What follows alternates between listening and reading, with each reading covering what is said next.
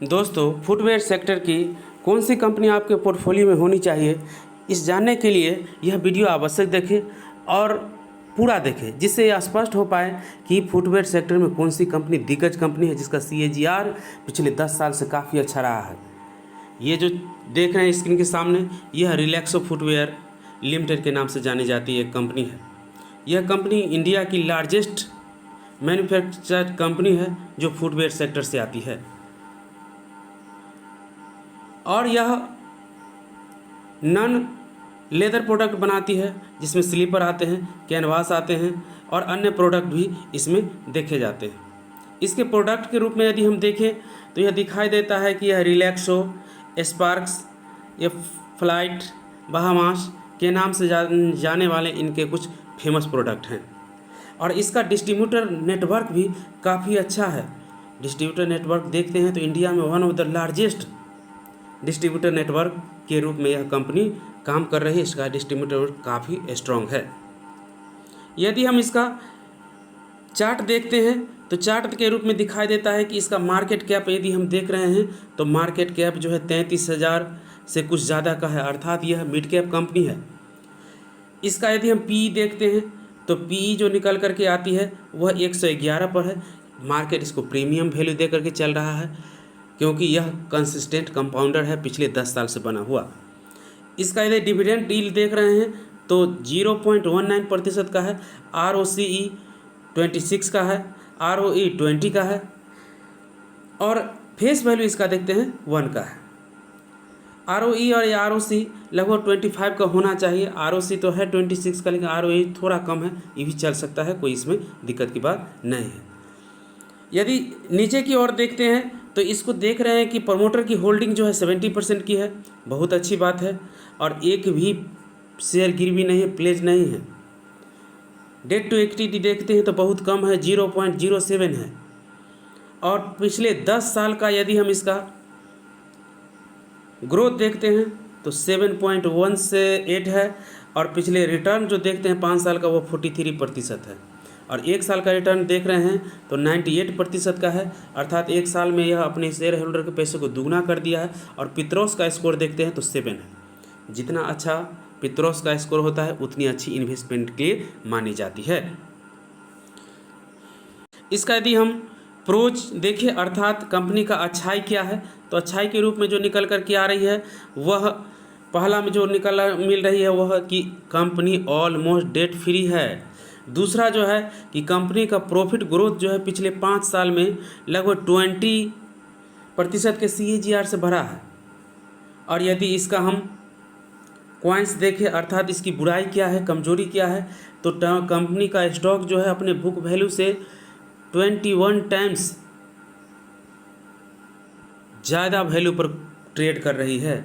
दोस्तों, बताना चाहता हूं कि कोई भी स्टॉक जो होते हैं जो अच्छे होते हैं वह आपको बुक वैल्यू से ज़्यादा पर ही मिलेंगे और यह क्योंकि अच्छी कंपनी है, सेक्टर लीडर कंपनी है, तो इसको मार्केट ने प्रीमियम वैल्यू दे करके रखा है, तो इसको आप इग्नोर कर सकते हैं। इसके बाद आता है कि आपका दूसरा पॉइंट में देखते हैं कि company has delivered poor sales growth, लगभग है 7.18%।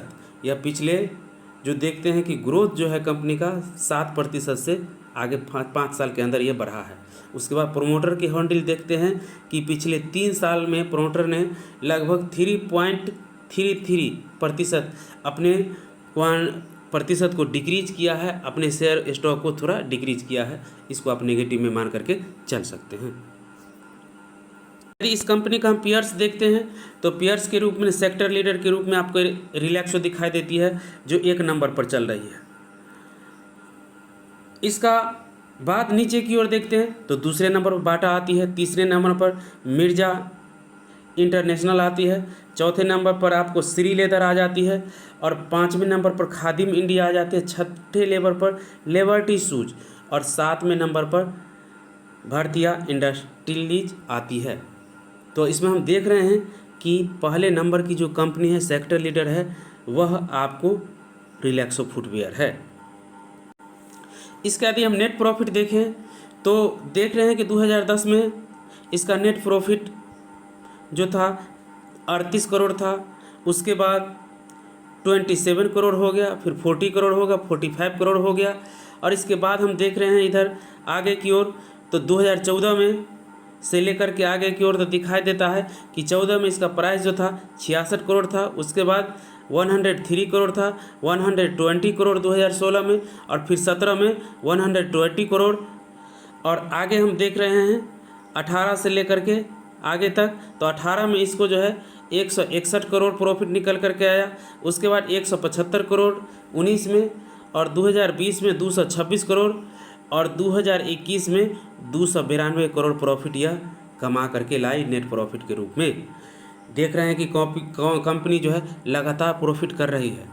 एक बार भी ज़्यादा डीप 2016-17 के बाद देखने को नहीं मिला है। तो कंपनी काफ़ी प्रॉफिटेबल है और काफ़ी कंपनी प्रॉफिट जनरेट कर रही है। इसके CAGR जो निकल करके आता है वह देखते हैं 10 साल में लगभग 51% है, और 5 साल में 43%, 3 साल में देख रहे हैं तो 56%, और 1 साल में देखते हैं तो 98%। हमें लगता है कि आपको यह लॉन्ग टर्म में 43 से ऊपर का ही आपको CAGR से ग्रोथ कर पाएगी।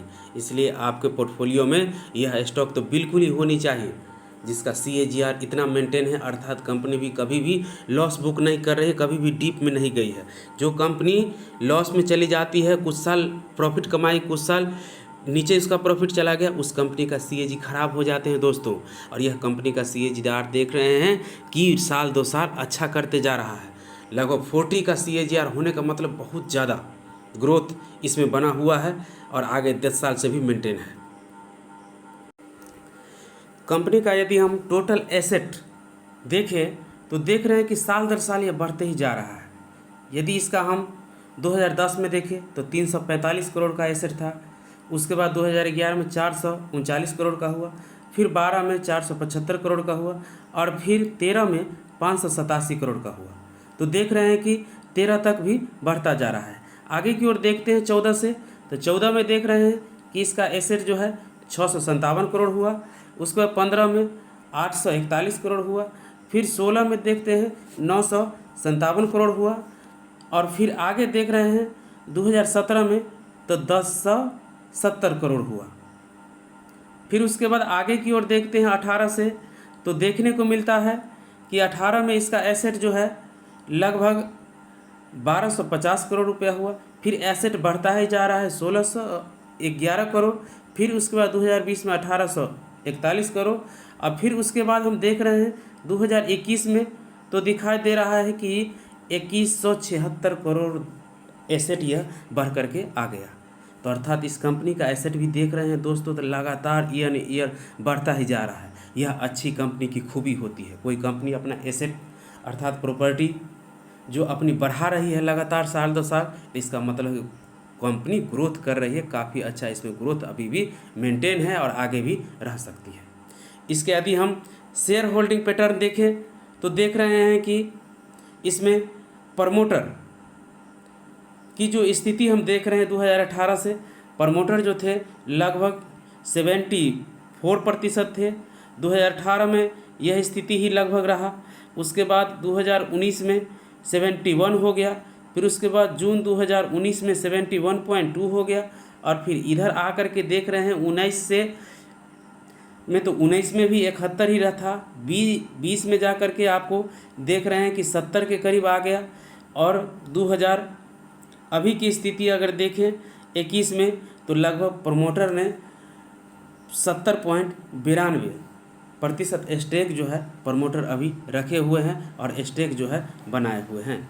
यदि हम एफआई का स्थिति देखें तो एफआई का स्थिति हम देखने को मिल रहा है कि एफआई स्थिति का अपना बढ़ा रहे हैं 3.39 से 3.49 स्टेक अर्थात बढ़ रहे हैं इसका एफआई का, जो फॉरेन इन्वेस्टर होते हैं उनका।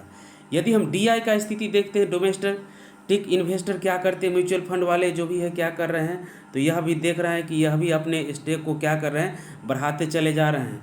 जो इनका 2020 सितंबर में था 6.96, अभी चल कर के 2000 जून 21 में हो गया 7.34%। और पब्लिक इसमें देख रहे हैं थोड़ा बहुत ही बिकवाली कर रही है, थोड़ा आपको इसमें पब्लिक में कमी देखने को मिल रहा है, थोड़ा इसमें कम दिखाई दे रहा है।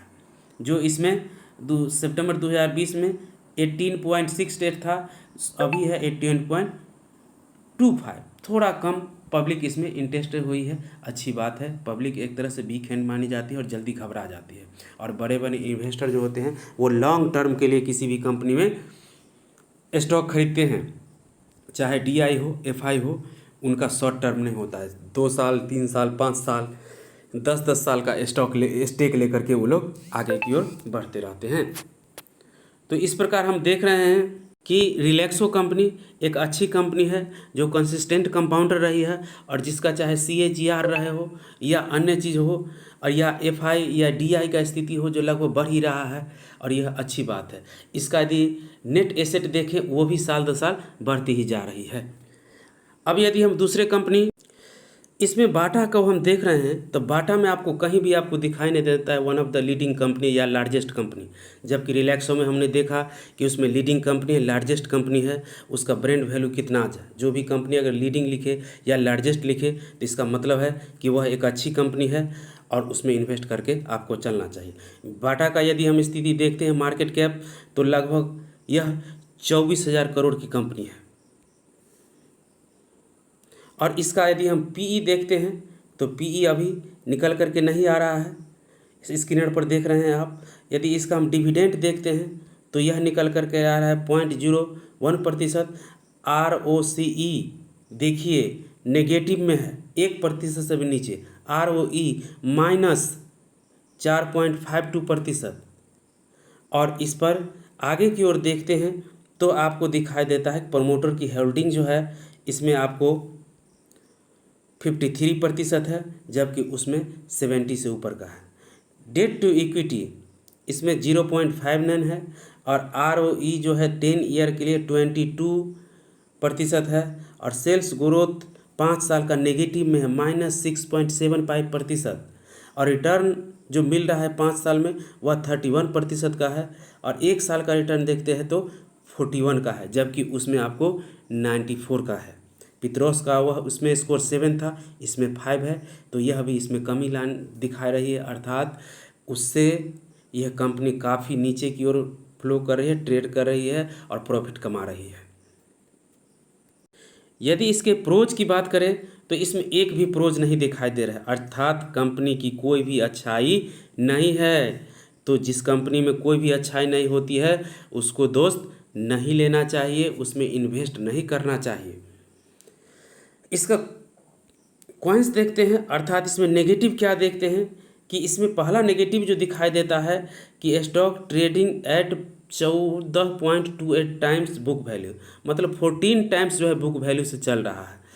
इसमें आप ये नेगेटिव चीज़ मान सकते हैं। Company has low interest coverage ratio, interest जो इसका आ रहा है प्रॉफिट पे बहुत कम, लो है, बहुत कम है। और company has delivered a poor sale growth minus में -7.75 विद इन 5 ईयर, मतलब इसका नेगेटिव जो है -6% 5 साल में रहा है। ये भी बहुत देखने की बात है कि कंपनी जो है ग्रोथ नहीं कर पाई, नेगेटिव में पीछे जा रही है।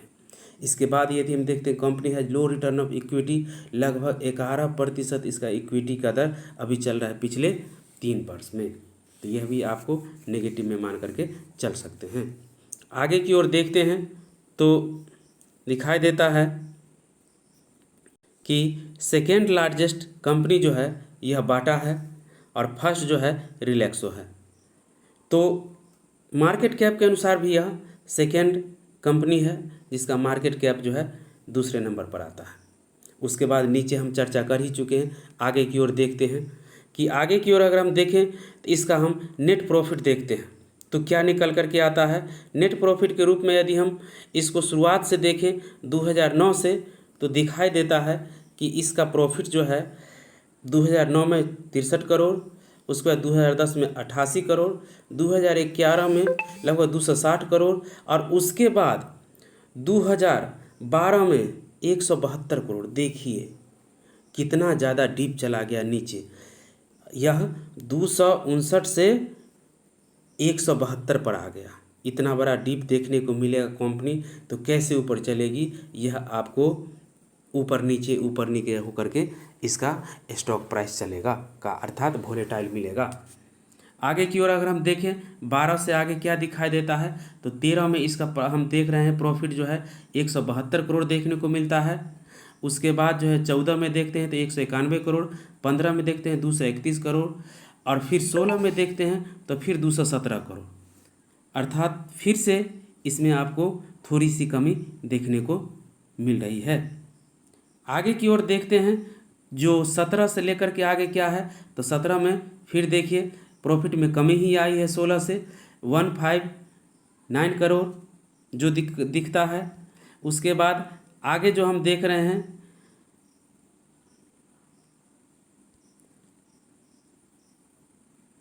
आगे जो दिखता है 18 में वह दिखाई देता है आपको 221 करोड़। उसके बाद जो दिखाई देता है वह दिखता है आपको 329 करोड़। उसके बाद फिर से 2020 में 329 करोड़, और 21 में अगर हम देख रहे हैं तो देखिए नेगेटिव में, इसका नेगेटिव में आ गया ग्रोथ, अर्थात 89 करोड़। अब कहाँ 329 करोड़ और कहाँ 89 माइनस में, अर्थात यह कंपनी ने आपको काफ़ी नीचे डीप दिखाया कोरोना काल में। लेकिन आप देख सकते हैं कि रिलैक्सो का इस प्रकार का डीप नहीं देखने को मिलता है दोस्तों, इसलिए इस कंपनी से कहीं बेटर कंपनी रिलैक्सो है। इस जो करंट ईयर है उसमें भी यह कंपनी आपको नेगेटिव में जा रही है, -58 करोड़ पर ही है। इसका आगे की ओर स्थिति हम देखते हैं जो बन करके आता है इसका CAGR। तो CAGR देखते हैं पिछले 10 साल का, तो वह मात्र 19% का है, 5 साल का 31% है, और 3 ईयर का 30% है, और 1 ईयर का 41% है। इससे कहीं ज़्यादा CAGR लगभग दुगुने के करीब आपको रिलैक्सो को देखने को मिलता है। आगे यदि हम देखते हैं तो आपको एसेट के रूप में जो भी दिखाई देता है वह देख सकते हैं कि एसेट इसका जो है अभी जो 18 में जो दिखने को मिलता है वह आपको 241 करोड़, 19 में 2141 करोड़, उसके बाद आपको 19 में 2474 करोड़, उसके बाद 3732 करोड़, और उसके बाद 2021 में 3332 करोड़। अर्थात इसमें नेट एसेट जो देखते हैं वह बढ़ रही है, लेकिन एसेट बढ़ने से ही कोई कंपनी प्रोफिटेबल नहीं हो सकती। इसका एक फेवरेट पॉइंट या पॉजिटिव पॉइंट ये है कि एसेट थोड़ा इसका बढ़ रही है साल 2 साल। अगर इसका हम आगे की ओर देखते हैं और शेयर होल्डिंग पैटर्न देखते हैं जो बहुत बड़ा इम्पोर्टेंट रखता है, बहुत बड़ा मायने रखता है। तो शेयर होल्डिंग पैटर्न में देख रहे हैं कि 52 लगभग 53% से लेकर के यहाँ तक एक कांस्टेंट है। इसमें प्रमोटर ने किसी भी अपने क्वांटिटी को ट्रिम्स नहीं किया है, घटाया नहीं है। यदि इसका हम FI का स्थिति हम देखें तो FI ने अपने स्थिति को इसमें बढ़ाया है, स्टेक को, जो पहले लगभग 5% से कम था वह 5% से अब ज़्यादा हो गया है। और उसका अगर DI का स्थिति हम देखें तो DI भी अपने इसमें कुछ बढ़ करके चल रहा है, 26% से यहाँ 27% से ऊपर जा रहा है। यदि इसमें हम पब्लिक का इन्वॉल्वमेंट क्या है स्थिति देख रहे हैं, तब पब्लिक जो है इसमें अपना स्थिति को कमाने का काम किया, 16 से लगभग 14 से कुछ के करीब आ गया है। तो ये अच्छी बात है कि पब्लिक किसी भी कंपनी में यदि आप स्टेक कमाता है तो वीक हैंड में स्टेक कम से कम जा रहा है, अर्थात यह अच्छा हैंड में कंपनी अभी बनी हुई है। और प्रमोटर भी आपको कंस्टेंट रख रहा है, कोई भी क्वांटिटी आपको घटाने का नहीं काम कर रहा है। तो इस प्रकार हम देखें दोस्त कि रिलैक्सो एवं बाटा की तुलना करें तो रिलैक्सो बाटा से कहीं आगे ज़्यादा प्रॉफिट कमाने वाली कंपनी है और अभी भी प्रॉफिट कमा रही है। इसलिए सबसे पहले यदि फुटवेयर सेक्टर से कोई कंपनी आपके पोर्टफोलियो में होनी चाहिए तो रिलैक्सो ज़रूर होनी चाहिए, जिसका CAGR आपने देखा कि पिछले 10 साल का है वो 50 से ऊपर है, यदि 5 साल का है तो वो भी 40 से ऊपर का ही चलता है। और यह एक कंसिस्टेंट कंपाउंडर के रूप में भी जाना जाता है। और यह कंपनी जो है आगे काफ़ी ग्रोथ भी कर रही है, ग्रोथ से भी आगे बढ़ सकती है। तो कंक्लूजन के रूप में यही है कि आपके पोर्टफोलियो में यदि फुटवेयर सेक्टर की कोई एक कंपनी लेनी है तो रिलैक्सो आप ज़रूर ले सकते हैं, उसमें इन्वेस्ट कर सकते हैं। आज के लिए इतना ही। यदि इस चैनल पर नए हैं तो कृपया चैनल को सब्सक्राइब कर दें, लाइक कर दें और बेल आइकन को हिट कर दें, जिससे नए नए इन्फॉर्मेटिव वीडियो आपके लिए ला सकूं और वह वीडियो सबसे पहले आपको मिल सके। बाय बाय दोस्तों।